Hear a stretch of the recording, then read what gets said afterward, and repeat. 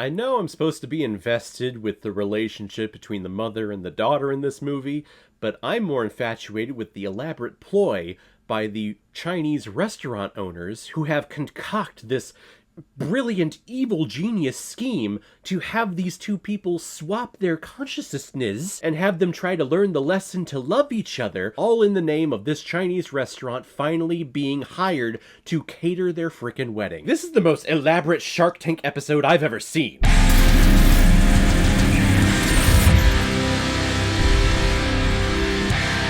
Freaky Friday, released in 2003, and is directed by Mark Waters, who's also directed such films like Head Over Heels, Mean Girls, The Spiderwick Chronicles, and Vampire Academy. And this film is starring Jamie Lee Curtis, Lindsay Lohan, Harold Gould, Chad Michael Murray, and Mark Hamill. Anna is a teenage girl, and she's doing the typical teenager thing where she is rebelling against her parents, in particular her mother, Tess Coleman, who is a very uptight and living by the schedule therapist who is planning her own wedding and rehearsal dinner for this weekend. Well, one night as the family is out for Chinese food, Anna and Tess get into a verbal argument that is erupting in the restaurant, which brings out the restaurant owner coming out with fortune cookies that they both open up, and after they read the inscription, their consciousnesses switch bodies. So now Anna is in Tess's body and Tess is in her teenage daughter Anna's body. So now they must learn to love and respect each other in order to switch back just in time for Tess's wedding so that Anna doesn't get down and dirty with Tess's fiancé, who, if they go through with the wedding, would become her stepfather.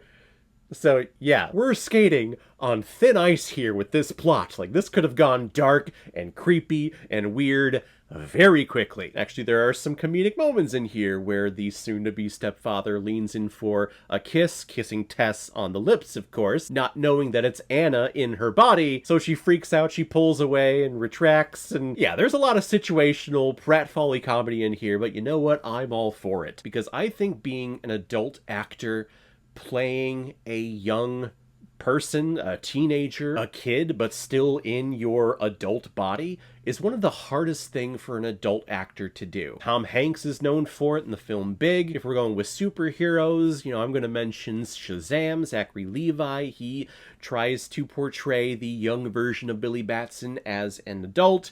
Probably not the best example, but then we have Jamie Lee Curtis here, who is in her older body playing the part of Anna, who is a teenage girl.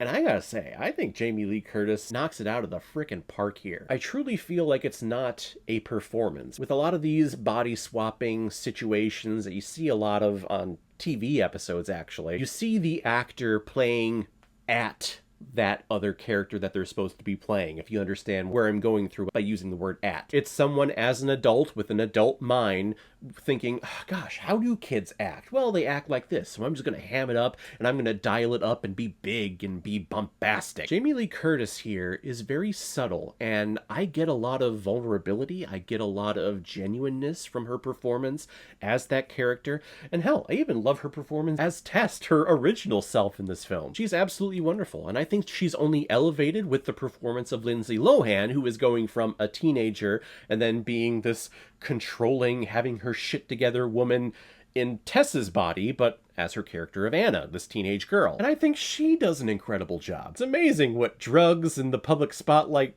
does to someone when it all goes to your head. But before all of the breakdown, the meltdown that she had in her life and in her career, back in these early years in The Parent Trap and in this film, like, she is a really great actress, and she changes her posture, she changes her cadence, how she talks when she switches from Anna to Tess. And I think she's great. These two play off of each other wonderfully. It's one of those films that comes along right at the right time, like it speaks to a generation. And hell, the director goes on the next year to direct Mean Girls, and that film touches an entire generation, probably the same generation actually. But gosh, this script, this director is able to and manages to speak to the teenager of the early 2000s, dealing with all the social pressures in school and dealing with the situation at home that you aren't necessarily comfortable with and you're not okay with, but you also want to love and respect your parents, but you also hate them for doing what they're doing. This movie just manages to capture the anxiety and the confusion